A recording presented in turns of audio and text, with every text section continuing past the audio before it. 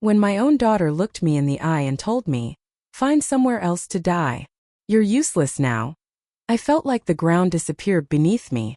And like the obedient mother I'd always been, I quietly packed my bags.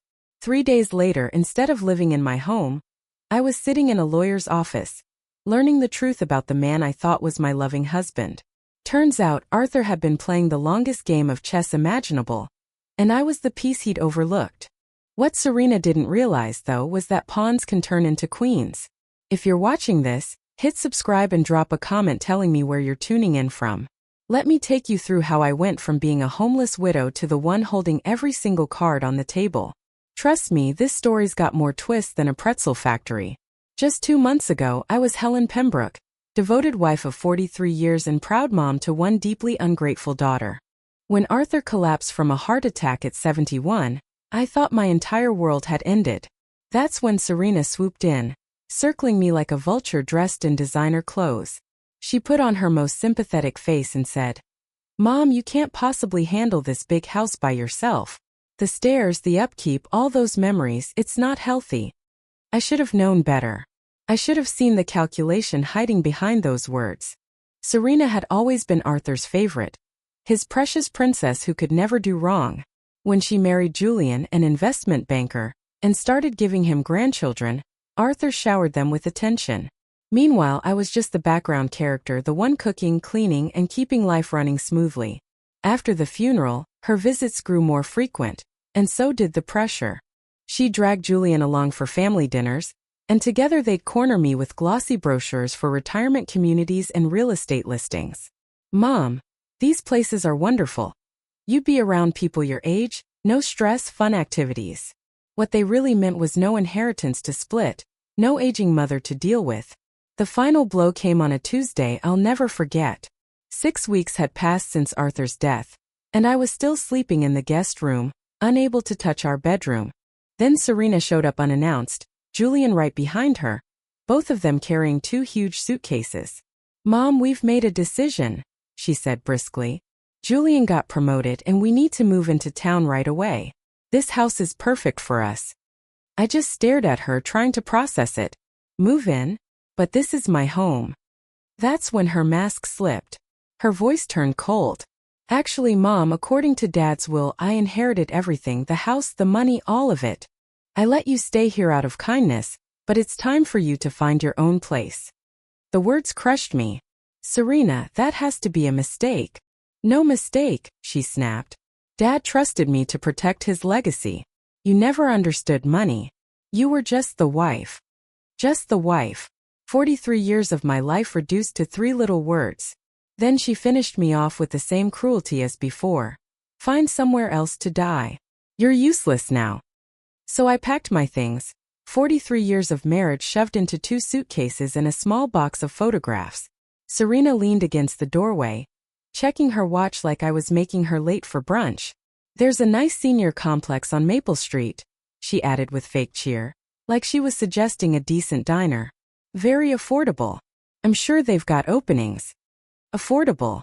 My daughter had just inherited $33 million, and she was pointing me toward what was basically a welfare home for the elderly. Julian carried my bags out to their shiny BMW like he was hauling out the trash.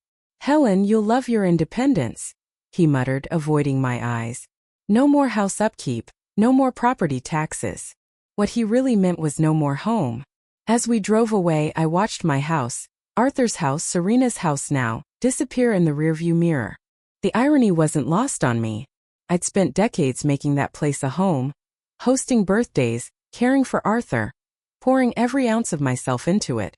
And now I was on my way to a cheap motel, treated like some guest who'd overstayed her welcome. The sunset inn cost $49 a night, and it looked like it. Thin walls, thinner towels, and carpets that belonged in a museum of bad choices. Serena pressed $200 into my hand like she was tipping the maid. "This should cover you for a few days while you get settled. Julian will transfer some money once we finish with Dad's paperwork." Some money. From my own husband's estate. After they left, I sat on that sagging mattress trying to absorb what had just happened. In the span of 3 hours, I'd gone from grieving widow to homeless senior citizen. My daughter, the child I raised, loved, and sacrificed for, had thrown me away like an expired prescription. But in that depressing little motel room, something wouldn't stop nagging at me. Arthur had always been meticulous about his affairs, organized to the point of obsession. He'd shown me his will years ago, explained his wishes, made sure I understood. And I knew for a fact it didn't say what Serena claimed. Arthur could be stubborn, traditional, even patronizing when it came to money, but cruel? No. Not the man who held my hand when my mother died, who brought me flowers every anniversary. He would never have left me destitute. So the very next morning, I scraped together a few dollars and used the motel's Wi-Fi to look up Arthur's attorney, Douglas Vance, the same man who'd handled our house purchase and all of Arthur's business matters. His office was downtown, a 20-minute bus ride that cost me more than I wanted to spend, but it felt necessary. Mr. Vance was in his 70s, a dignified man with kind eyes behind wire-rimmed glasses. When his secretary told him Mrs. Pembroke was there about her husband's estate, he looked shocked. "Helen, my dear, I've been wondering when you'd come. I called your house several times, but Serena said you were traveling." "Traveling?" That's what my daughter told him. "Mr. Vance," I said, "I need to ask you about Arthur's will." He frowned. "Of course. Didn't Serena give you a copy?" I handed her the original and several duplicates after the reading. My stomach dropped. "The reading? Helen, you were supposed to be there. Serena told me you were too distraught, but she promised to handle everything and make sure you received your inheritance." And that's when the blood drained from my face. I never heard a word about any will reading. Serena had flat out told me she inherited everything. When I said that out loud, I watched Douglas Vance's whole expression change, from puzzled to alarmed. He suddenly leaned forward, grabbed a thick file off his desk, and flipped it open with urgency. "Helen, that's impossible," he said, his voice tight. "Your husband's will is very, very clear about your inheritance." He pulled out a document, laid it in front of me, and there it was, Arthur's careful, familiar signature at the bottom. It had witnesses. It was notarized. And as Douglas began to read it, the truth hit me. Serena had lied about everything. "I, Arthur James Pembroke, being of sound mind and body, do hereby bequeath to my beloved wife, Helen Ann Pembroke, the following: our primary residence at 847 Oakwood Drive, including all furnishings and personal effects. Additionally, I leave her 70% of all financial assets, investments, and accounts totaling approximately $23 million. My head felt like it was spinning. $23 million. The house. 70% of everything. Douglas's voice grew more serious as he kept reading. "To my daughter, Serena Pembroke Croft, I leave $10 million to be held in trust, with distributions beginning on her 45th birthday, contingent upon her treatment of her mother following my death." I almost gasped. Contingent upon how she treated me. Arthur had known. Somehow he predicted exactly what Serena would try to pull. "Mr. Vance," I whispered, barely able to form words. "Serena told me I inherited nothing. She moved into my house. She gave me $200 and told me to find a senior facility." The old lawyer's face flushed red. His kind eyes turned sharp with anger. "Helen, what your daughter has done is elder abuse and fraud. She's committed multiple felonies." He tapped the will with his finger. "Any papers she showed you were either forgeries or outdated drafts. Your husband updated this will just 6 months before his death, specifically because he was worried about Serena's entitlement and her obsession with money." The room tilted around me. All those moments when Serena had dismissed my opinions, rolled her eyes when I spoke up at the dinner table, talked over me like I wasn't even there. Arthur had been watching. He'd noticed. And he'd quietly made his plans. "There's more, Helen," Douglas said, leaning closer. "The trust for Serena clearly states that if she fails to treat you with respect and dignity after Arthur's death, the entire $10 million reverts to you." I blinked at him. "Are you saying?" "I'm saying your daughter just cost herself $10 million. It's all yours now. You're not inheriting $23 million, Helen. You're inheriting $33 million, plus the house and everything in it." The irony was so sharp I almost laughed. Serena's greed had triggered the very claws Arthur built to protect me. "What do I do now?" I asked, my voice trembling. Douglas's stern expression softened. For the first time since Arthur passed, I saw genuine warmth directed at me. Now, my dear, we call the police. Then we call Serena and let her know she's about to have the shock of her life. Can she fight this? I asked. He gave a little smile. With what money? Every account she thinks she controls now belongs to you. Every investment, every bank account, everything except your house, is frozen while fraud is investigated. I thought about Serena, sitting in my home, probably picking out new curtains and bragging about renovations. Julian was no doubt calculating how that inheritance would boost his investment portfolio. Neither of them had any clue that in a matter of hours, their entire empire was about to collapse. Douglas set to work right away. His office became the nerve center of what he cheerfully called Operation Justice. He contacted the police, called the banks, even looped in a private investigator. I just sat there in his leather chair, trying to process the scope of my daughter's betrayal. Detective Diaz arrived not long after, flipping through the forged will Serena had waved in my face. These forgeries are sophisticated, she said. This wasn't done on a whim.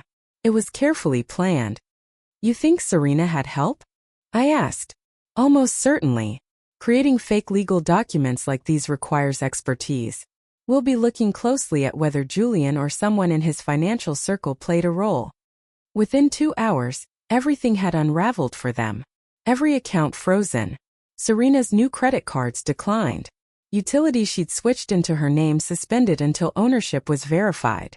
At exactly 3:47 p.m. My phone rang. Serena's name lit up the screen. Mom, where are you? There's some kind of mix-up with the bank. They're saying Daddy's accounts are frozen. I steadied my voice. Hello, Serena. I'm sitting in Douglas Vance's office. You remember him, don't you? Daddy's attorney. The one who read the real will to an empty room while you told him I was traveling? There was silence on the line. Then, Mom, I don't know what you think you've discovered, but I discovered you're a liar and a thief, I cut in. And sweetheart, I also discovered that your father was much smarter than either of us gave him credit for. You don't understand, she scrambled. I was protecting you from the complexity of managing all that money. You've never dealt with investments or... I understand perfectly.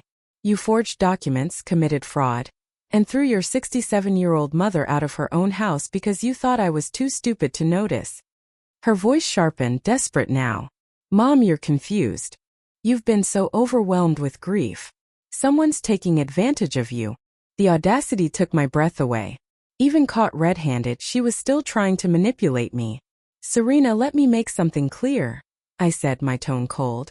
Not only did you never inherit a single thing, but the $10 million your father set aside for you? That's mine now too, thanks to the clause about treating me with dignity and respect. That's impossible, she snapped.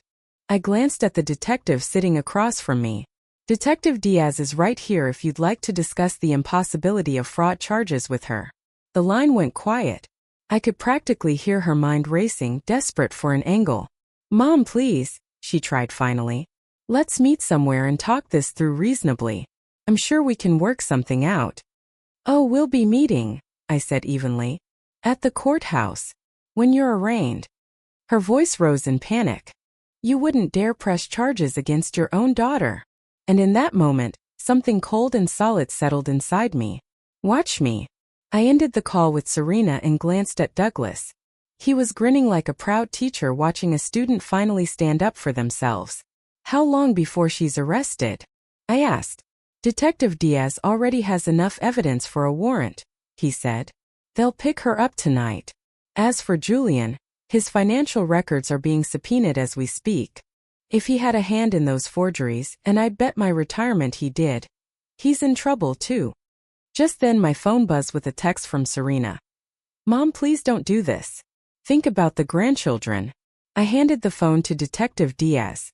She gave me a knowing smile. Emotional manipulation. Classic tactic in cases like this. I typed back, I am thinking about them. They deserve to see what happens when someone steals from their own family. 20 minutes later, Julian called. His voice was calm, too calm, the kind of voice you use when you're trying to sell someone a lemon car. Helen, surely we can resolve this privately, he said. Serena may have made some poor decisions, but involving the police seems excessive. Julian, I cut him off. Did you help her forge those documents? That's not Helen, listen. You need to understand the pressure Serena was under. She was worried about your mental health, your ability to manage such a large estate. So that's a yes, I said flatly. It wasn't malicious, he insisted. She truly believed she was protecting you. Protecting me? By throwing me out of my house and telling me to find somewhere to die? Julian went silent. Here's what's going to happen, I told him, my voice steady. You're both going to be arrested. You're both going to face federal fraud charges. And I'm going to be sitting in my house, watching it all unfold. Helen, please. Be reasonable. I almost laughed. I was reasonable for 43 years. It didn't get me very far. That night at 8:30, the police arrested Serena while she was eating dinner at Leonard's, apparently celebrating her inheritance with Julian and some friends. Detective Diaz later told me she screamed about false arrest and demanded to call her lawyer, who turned out to be Julian's golf buddy. Unfortunately for her, the man had zero experience in criminal law. Julian didn't last much longer. He was arrested the next morning at his office. A forensic accountant had traced the forged documents back to a printing company Julian's firm used for shady investment brochures. Turns out my son-in-law had a criminal resume of his own. Either Serena didn't know, or she chose to look the other way. That night, for the first time in 43 years, I slept in my own master bedroom. Serena had already moved her things in, her mess of designer dresses and overpriced makeup replacing Arthur's neatly organized space. I packed it all into garbage bags and left them on the porch. She could collect them when she made bail. The house felt different now. Not because Arthur was gone, but because for the first time I was seeing it as mine. For decades I'd treated it as Arthur's domain, arranged around his tastes, his routines, his idea of what a home should be. Standing there now, I realized how little of myself had ever been in these rooms. That was about to change. Around noon, Douglas called with updates. Serena's bail is set at $50,000. With her accounts frozen, she'll have to find someone else to post it. Julian's bail is $200,000. Apparently the judge wasn't impressed with his track record of financial crimes. Did you know he was already under investigation for securities fraud? No, I admitted. Then again, I'd been excluded from most of the family's financial discussions. Serena and Julian always spoke to me like I was a child, breaking things down in patronizing tones as if I couldn't possibly understand. They were about to find out exactly how much I did understand. Douglas, I said, I want to make some changes to the house. Serena had contractors lined up for renovations. I'd like to move forward with some of that, but on my terms. Excellent, he said warmly. This is your home now, Helen. Do whatever makes you happy. And what made me happy was undoing every single plan Serena had for my inheritance. She wanted to gut the kitchen, rip out the hardwood floors, and turn Arthur's study into a wine cellar. I decided that study would become my art studio, and her wine cellar fantasy? A library. Not long after, the phone rang again. An unfamiliar number. Mrs. Pembroke? This is Beth Miller from Channel 7 News. We've learned you're the victim of a major elder fraud case involving your daughter. Would you be willing to share your story? Word was out. In a city this size, the arrest of a prominent investment banker and his wife for scamming his elderly mother-in-law was bound to make headlines. Miss Miller, I appreciate your interest, but I'm not ready to make a public statement just yet, I said. I understand, but your story could help others, she pressed. So many seniors fall victim to family financial abuse. By speaking out, you could give them hope and a warning. She had a point. How many other women like me were being quietly bullied by their grown children, treated as obstacles rather than family? If I told my story, I asked carefully, would I have control over how it's presented? Absolutely, she said. We could arrange a sit-down interview where you'd have final approval over the edit. I thought of Serena, probably sitting in a jail cell still convinced she could charm her way out of this. Let me get back to you, I told the reporter. I might have quite a story to tell. After I hung up, I poured myself a glass of that expensive wine Julian had given us last Christmas. Funny, I was drinking it in my house, bought with my money, debating whether to humiliate my daughter on live television. Life had taken quite a turn. At 7 o'clock the next morning, the doorbell rang. Through the glass, I saw Serena standing there. Same clothes as yesterday, her hair unbrushed, her face pale. She looked like she'd aged 5 years overnight. Somehow she'd managed to make bail. I opened the door but didn't invite her in. "Mom, please. We need to talk." "We talked yesterday," I said calmly. "You told me to find somewhere to die. Instead, I found somewhere to live." Her eyes were bloodshot, her usual polished composure shattered. "I made mistakes. Terrible mistakes. But I'm still your daughter." "Are you?" I asked. Because daughters don't usually forge legal documents to rob their mothers of their homes. "I wasn't stealing, I was..." She froze, fumbling for words that didn't make her sound like a criminal. "You were what, Serena?" She swallowed hard. "I was trying to protect you from making poor financial decisions.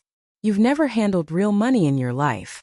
Even after the arrest, even with the fraud charges hanging over her, she still couldn't face reality. In Serena's mind, she wasn't guilty. She was just a poor victim of my unreasonable expectations. "Serena," I said, steadying my voice, "let me tell you something your father confided in me about 6 months before he died. He told me he was deeply worried about you, about the way you carried yourself, the way you felt entitled to everything, the way you treated people you thought weren't worth your time." Her face drained of color. "Daddy never said that." "Yes, he did. He told me you reminded him of his sister Lindane. Gorgeous, charming, but so self-absorbed she couldn't think past herself. He said he was changing the will because he feared what you'd do to me if you ever got control." "That's a lie." I pulled out my phone. "Actually, it's not. He recorded a video for this exact moment, to be played if you ever fought the will or treated me badly after he passed." Serena looked at the phone like it was a rattlesnake ready to strike. "He knew you, sweetheart," I whispered. "He saw through the charm. The only thing he didn't see was how far you'd go." "Play it," she breathed. I tapped the screen and Arthur's voice spilled into the morning air. Measured, calm, and devastating. "If you're hearing this, Serena, it means my fears about your character were justified. Prayed I was wrong. I prayed my daughter had more integrity than I suspected. But if Helen is showing you this recording, you've proven me right in the worst way." Serena crumbled onto the porch steps as his voice pressed on. "I spent 43 years watching your mother sacrifice her own dreams and ambitions just to care for our family. She worked small jobs to help put you through college while I built the business. She put her education aside, turned down opportunities, and poured everything she had into being the wife and mother she believed we needed." The message went on for 3 solid minutes, each word carefully chosen, each sentence cutting through her excuses like a scalpel. "By the time you hear this," Arthur concluded, "you'll understand that mistreating your mother has cost you everything. I only hope it was worth it." When the video ended, Serena broke. Not the fake tears she'd practiced her whole life to sway people, but raw guttural sobs.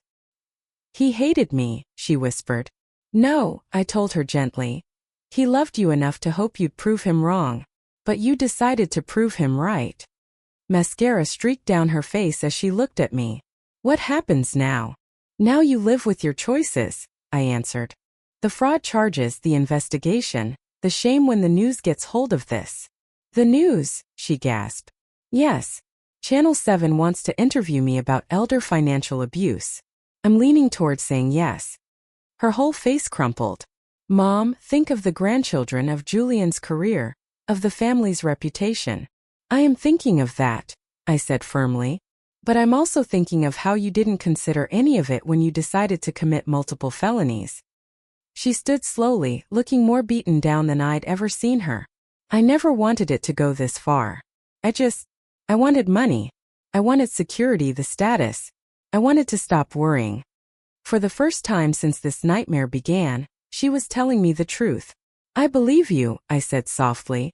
"But wanting something doesn't excuse destroying people to get it." She nodded, tears still running. "What can I do to fix this?" "You start by admitting what you did was flat out wrong. Not complicated, not protective, just wrong. Completely, unforgivably wrong. Then you accept the consequences with some dignity instead of clawing for another way out." Serena stared at me for a long moment, finally seeing not the pushover mom she thought she could control, but the woman who had just outplayed her. "I deserved this, didn't I?" she whispered. "Yes, Serena. You absolutely did." 3 days later, Julian's mother showed up at my door. Lindane Croft was everything I expected. Perfectly styled hair, enough jewelry to blind you in the sun, and the smug air of a woman born into money. "Helen," she said smoothly, "we need to talk this over rationally." I let her in, curious to hear what version of fantasy her family had built to excuse Julian's felony charges. She sat in my living room like she was doing me a favor. "Julian made some mistakes, obviously, but taking him to court feels a little vindictive, don't you think?" "Vindictive?" I shot back. "Your son helped steal my inheritance and kicked me out of my own house." He was following Serena's lead. He didn't understand the full situation. The gall of this woman trying to pin it all on my daughter. "Mrs. Croft," I said evenly, "your son forged legal documents. That's not following someone's lead. That's conspiracy to commit fraud." She smiled faintly, as though she had the upper hand. "Julian's lawyer believes we can settle. You get your house back. Serena pays her dues. Julian avoids a messy trial." "Appropriate consequences?" I repeated, as if my daughter's crimes were some minor slip in etiquette. "What kind of settlement are we talking about?" Her smile widened like she was about to deliver good news. "Julian's family is prepared to compensate you for your inconvenience. Let's say $2 million in exchange for dropping the charges." $2 million? For a scheme that cost me $33 million? "Mrs. Croft," I said, barely holding my temper, "your son helped strip me of everything I had. You think $2 million makes that right?" "Helen, be reasonable. Julian has a career, children, a reputation. Sending him to prison helps no one. It helps justice." Her polished mask cracked. "Justice? You're tearing apart families over money you never even knew how to handle." There it was, the same patronizing tone I'd endured from Serena all her life. To people like them, I was just the help who had gotten above her station. "Mrs. Croft," I said coolly, "we're done here. Helen, please reconsider. $5 million. Final offer." The number she named was outrageous, but the principle mattered more to me than any dollar amount. My answer was simple: no. Eleanor stood up, smoothing herself out as though she'd never lost her composure in the first place. "Very well," she said. "But you should understand something. Julian's legal team dug up some rather interesting information about your husband's business dealings. It would be a shame if all of that were to come out in court." Her meaning wasn't hidden at all. It was a straight-up threat. But instead of fear, I felt something closer to curiosity. "What information?" I asked. "The kind that might make you question who the real criminal is here," she replied with a little smile before walking away. The second she was gone, I picked up the phone and called Douglas. "Helen," he said without missing a beat, "whatever they think they've found doesn't erase the facts about Serena and Julian. They committed crimes, period." "But could this stuff about Arthur affect the case?" I pressed. He sighed. "Potentially, yes. If they managed to stir up enough doubt about Arthur's character or the way he ran his business, it could sway a jury." That thought landed heavy. I started thinking about Arthur, our marriage, our life together, and the 43 years of secrets that might have been buried along the way. "Douglas," I said, my voice steady, "I want to know everything. Every deal Arthur ever made, every partnership, every irregularity, no matter how small." He hesitated. "Helen, are you sure? Some things from the past are better left untouched." "The Croft family is threatening to drag Arthur's memory through the mud to protect their criminal son," I shot back. "I'd rather learn the truth myself before they weaponize it against me." That night I sat down in Arthur's study, my study now, and began combing through his files one by one. Arthur had been neat, almost obsessively so. Every document was labeled, every date in its place. But the deeper I went, the more I noticed things that didn't add up. Payments to companies that looked fake. Consulting fees that were sky-high with nothing to show for them. Partnerships with firms that seemed to exist only on paper. By midnight, I was staring at a discovery that shattered the image I had carried of my husband. The next day, Douglas introduced me to Linda Park, a sharp-eyed investigator who specialized in financial crimes. She spent 6 hours in that study of mine, photographing every scrap of paper, every ledger, every receipt. When she finally looked up, she didn't bother softening the blow. "Mrs. Pembroke, your husband was running a sophisticated money laundering operation through his consulting firm. We're talking millions of dollars over the past decade." Her words hit me like a punch to the chest. "That's impossible," I whispered. "Arthur was the most honest man I ever knew." "I'm sorry," she said, her tone steady, "but the evidence is overwhelming. He was laundering money for organized crime families, using his firm as a front." I sat there, staring at the documents spread across Arthur's desk. Fake invoices, contracts with companies that didn't even exist, payment schedules that matched known criminal activity. "How long?" I asked. "Based on what I've seen, at least 12 years, probably longer." 12 years. While I'd been planning dinner parties and chairing charity events, Arthur had been knee-deep in criminal enterprises. "Mrs. Pembroke," Linda added carefully, "there's more. The $10 million Arthur left Serena, that money came straight out of laundered funds. If the FBI uncovers this, they'll seize everything. The house, the investments, all of it." The room spun around me. "Unless?" I asked, gripping the edge of the desk. Linda looked uneasy. "Unless Serena and Julian's legal team already knows and plans to use this as leverage. If they tip off the FBI first, they could cut a deal immunity for themselves in exchange for cooperation." The truth was clear. My daughter and her husband weren't just thieves. They were holding a loaded weapon over my head. "What are my options?" I asked. "Legally, you could go to the FBI yourself," Linda said. "If you're the one to come forward, you might get some leniency. You'd probably lose most of the money, but you could keep the house." "And if I don't?" "Then Serena and Julian's lawyers will time the leak to their advantage. You'd lose everything, and you could face charges for unknowingly profiting from criminal activity." I thought back to Eleanor Croft's smug look, her absolute confidence that I'd been to their settlement. She knew. They'd known all along. "Linda, how did they even figure this out?" I asked. "Julian's an investment banker. He would have spotted the patterns in Arthur's accounts right away.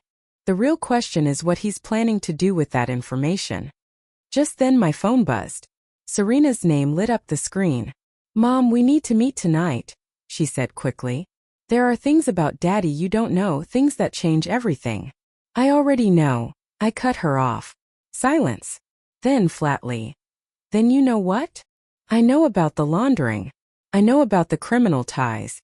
I know that everything your father left us is poisoned." "Mom, listen carefully," Serena said. "Julian's lawyers are already talking to the FBI. They're willing to renegotiate." "What kind of renegotiation?" "Julian gets immunity in exchange for giving them the details of Daddy's network. You'd keep $5 million in the house. The rest goes to the government. And you. Our fraud charges disappear. We all walk away." It was cruelly brilliant. Serena had managed to twist my moral victory into her own bargaining chip. "So you're asking me to profit off your crimes by exploiting your father's crimes?" "I'm asking you to be practical," she shot back. "The alternative is losing everything, and maybe facing charges yourself." I looked around the study again. The antique desk, the rare books, the art, every bit of it tainted, bought with dirty money. "I need time," I told her. "Mom, the FBI meeting is tomorrow morning. Julian's lawyer needs your answer tonight." When I hung up, I sat in the dark, surrounded by the wreckage of a life I thought I knew.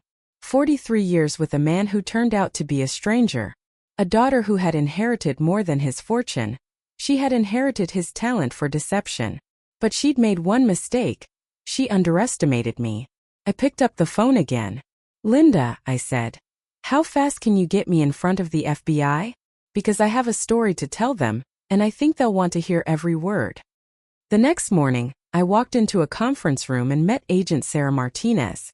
She looked exactly like someone straight out of a federal investigation drama. Serious, sharp, and completely immune to charm. She sat across from me in Douglas's conference room, cool and collected, recording every word I said while jotting down notes like a machine. "Mrs. Pembroke," she began, "you realize that by coming in voluntarily, you could be admitting that you benefited from criminal proceeds?" I nodded. "I do understand that. But I'd rather lay the truth out myself than let my daughter and her husband twist this whole situation to their advantage. So I told them everything. Arthur's secret business dealings, Serena's fraud, Julian's forged documents, even the so-called settlement offer. That was nothing more than a dressed-up extortion attempt. The agent didn't flinch. Your daughter believes she can bargain, trade information about your husband's crimes in exchange for immunity from her own. That's exactly what she believes, I said flatly. And she thinks I'll fall in line because I'm scared of losing everything. For the first time, Agent Martinez cracked a smile. Are you scared, Mrs. Pembroke? 2 weeks ago, I told him, I was a grieving widow holed up in a cheap motel. And now here I am, willingly confessing my dead husband's criminal empire to federal agents. Fear isn't what I feel anymore. What do you feel then? He asked. Anger, I said. Pure, sharp anger at being manipulated by people who thought I was too stupid to catch on for decades. His smile widened. Mrs. Pembroke, would you be willing to wear a wire? 3 hours later I was back home, sitting in my living room with a recording device strapped to my chest. I waited for Serena and Julian, who thought they were coming to a surrender meeting, at exactly 8 p.m. They knocked. Both were dressed like they were heading to some formal dinner. Julian carried a briefcase that I assumed was stuffed with immunity agreements and settlement papers. Mom, you look better than you have in weeks, Serena said sweetly, kissing my cheek like nothing had happened. I do feel better, I replied. Clarity tends to do that. Julian wasted no time. He popped open his briefcase with the smooth efficiency of someone who'd done this kind of deal before. Helen, our lawyer structured this very favorably for you. You keep the house, $5 million in clean assets, and full immunity from anything tied to Arthur. Clean assets, I repeated slowly. That's an interesting phrase. Serena shot Julian a sharp look and tried to steer me back. Mom, what matters is that we're all protected. We bury the past and move forward. I leaned back. And what about the $33 million Arthur actually left me? Mom, she said quickly, that money is tainted. It's tied to Dad's crimes. $5 million is the best you're going to get. And what about you two? I asked. What's in it for you? Julian leaned forward, his confidence returning. We get to put this unfortunate misunderstanding behind us. Serena's charges vanish, my reputation stays intact, and our family can heal. Misunderstanding, I repeated. That's what you're calling felony fraud now? I locked eyes with him. Julian, let me ask you something. When exactly did you learn about Arthur's criminal activities? He blinked. What do you mean? I pressed. Did you know when you married Serena? Or did you only discover it later when you two were planning to rob me of my inheritance? They exchanged nervous glances. Helen, Julian said carefully, I don't think that's relevant right now. Actually, I countered, it's very relevant. If you knew back then and kept quiet, you're an accessory after the fact. If you only figured it out while committing your own crimes, then you're either incredibly unlucky or incredibly stupid. Serena's polished calm began to crack. Mom, what exactly are you getting at? I'm saying, I told her. This didn't happen overnight. The forged will, the sudden discovery of money laundering, even Julian's ties to document forgers. You two have been working this scam for months, maybe even years. That's ridiculous, she snapped. Is it? I asked, my voice steady. Because Agent Martinez thinks it sounds pretty damn believable. Their faces went pale. Agent Martinez? Julian whispered. Yes. FBI, I said. She's very interested in how you tried to blackmail me using my dead husband's crimes. Elder abuse, fraud, extortion, turns out that makes quite a story. Julian jumped to his feet, reaching for the briefcase. Helen, this conversation is over. Actually, Julian, I said. It's just getting started.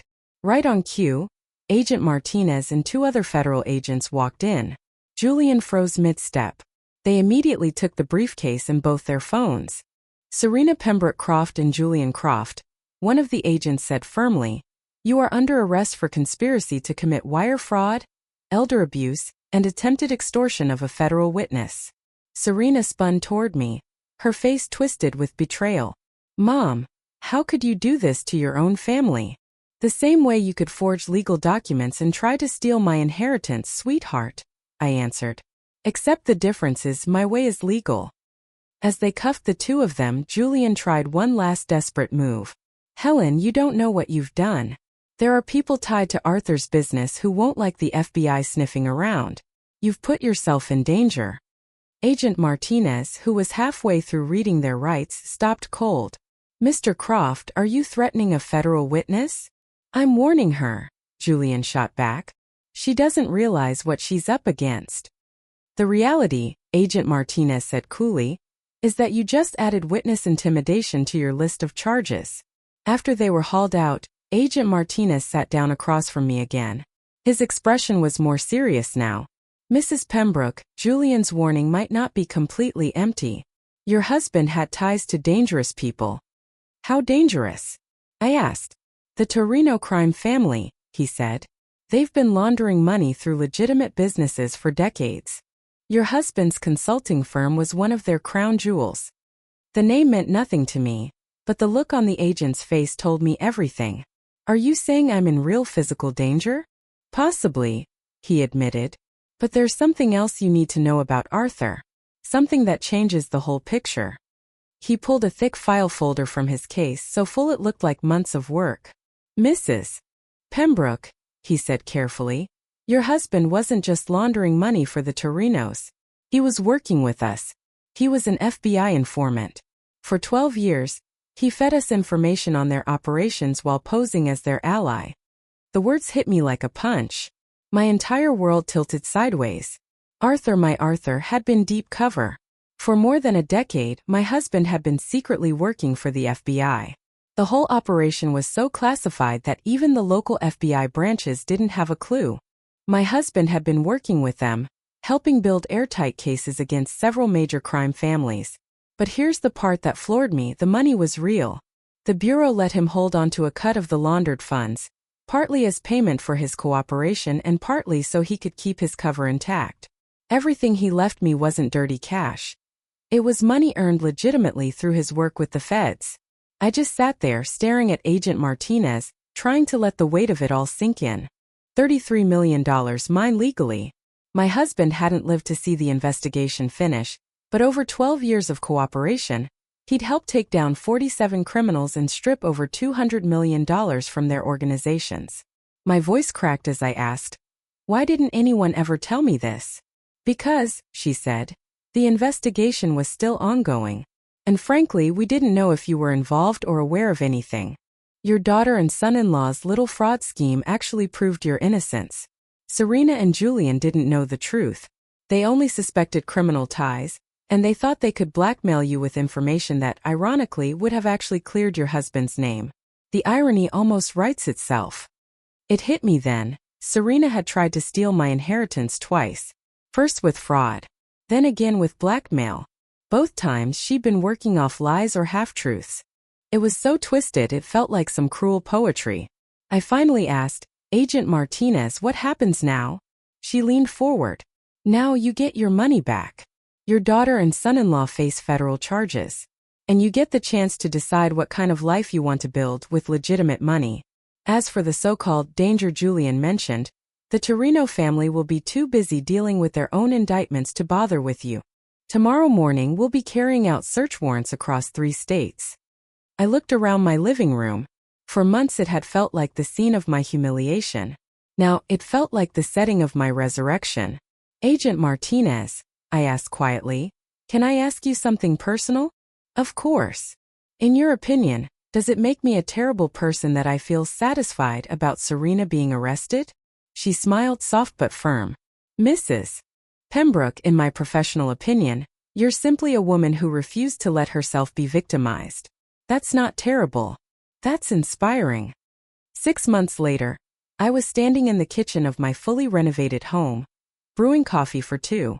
Sunlight poured through new windows, ones that actually opened unlike the old ones, and it lit up countertops I'd personally chosen for the first time in my 43 years in that house. Good morning, Helen, said Dar. Sarah Park, Linda's sister and now my financial advisor. She stepped into the room carrying a thick binder of investment reports. Good morning, Sarah. Ready for our quarterly review? The past half year had been a whirlwind of court hearings, media appearances, and my own personal transformation. Serena and Julian were both serving 18-month federal prison sentences.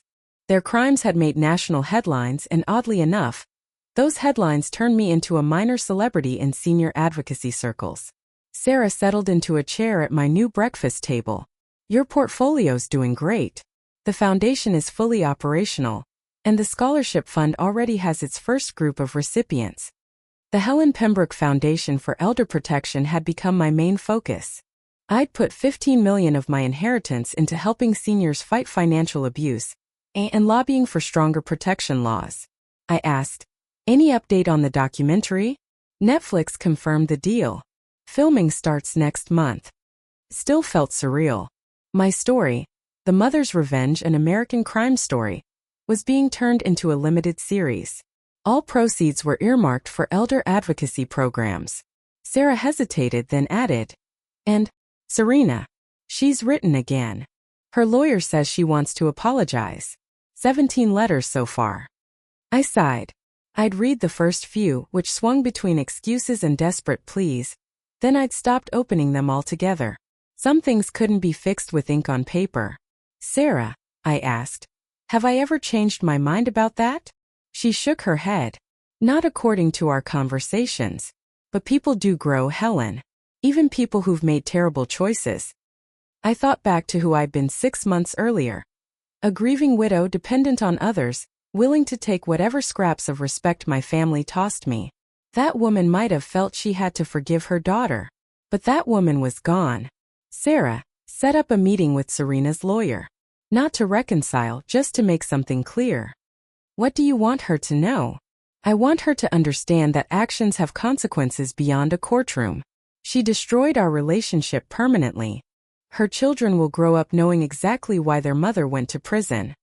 That seems harsh, Sarah said. Good. Supposed to be harsh. Serena made adult choices that hurt the people she was supposed to love. She doesn't get to write her way out of that with prison letters. Sarah jotted notes in her leather portfolio. And about the grandchildren, Serena's requested supervised visits. My relationship with those kids will be based on their choices once they're adults, not on their mother's rehabilitation strategy. Just then the doorbell rang. A delivery truck sat out front with a big package. Must be the new furniture for the studio, I told Sarah. That studio had become my pride and joy. What used to be Arthur's dark den was now a sunlit space where I was rediscovering my love for painting. A passion I'd buried when I married him and settled into the role of caretaker and wife. Sarah tilted her head. Helen, can I ask something personal? Of course. Do you ever regret how it all turned out? The prison sentences, the media circus, the family split? I signed for the delivery, considering her question. 6 months ago I was invisible. A widow with no money, no security, no future. Now I was a philanthropist with millions, a foundation, and even a documentary deal. I finally had a purpose that went far beyond survival. Sarah, I said slowly, my daughter tried to rob me blind and leave me in the street. My son-in-law forged documents and threatened me with blackmail. They showed me exactly who they were when they thought I couldn't fight back. Are they still family? No, they're just DNA. Family to me isn't just the people you share DNA with. It's the people who stand by you when you're at your weakest, not the ones who see your vulnerability as a chance to cash in. Sarah snapped her portfolio shut, clearly satisfied with what I'd said. Besides, I added with a little grin, look at who I became the moment I stopped letting them decide what I was worth.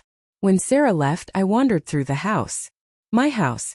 Every room felt alive with my choices now, the colors I'd picked, the furniture I wanted, the rhythm of my own priorities. In the studio, I pulled the cloth off my latest painting. A self-portrait of a woman bathed in sunlight, her gaze fixed on the horizon ahead. That woman staring back at me didn't resemble the widow who had crammed her life into 2 suitcases half a year earlier. No, this version of me looked fierce, independent, and completely unafraid. She looked like someone who finally understood that real revenge isn't about striking back. It's about growing into the kind of person your enemies never imagined you could become. Outside, the sun dipped behind the trees I'd planted with my own hands, on soil that was mine because I had fought for it with brains and backbone, Not because it was handed to me through marriage or birthright. Tomorrow I'd keep building the life I chose, not the one other people thought I should settle for. And if Serena ever wanted a relationship with this woman I'd become, she'd need to bring more than prison letters and flimsy apologies. She'd need to show a transformation as real and complete as mine. Thanks for sticking with me through this. Don't forget to hit subscribe. And if you've got a story of your own, I'd love to hear it down in the comments. Your voice matters here.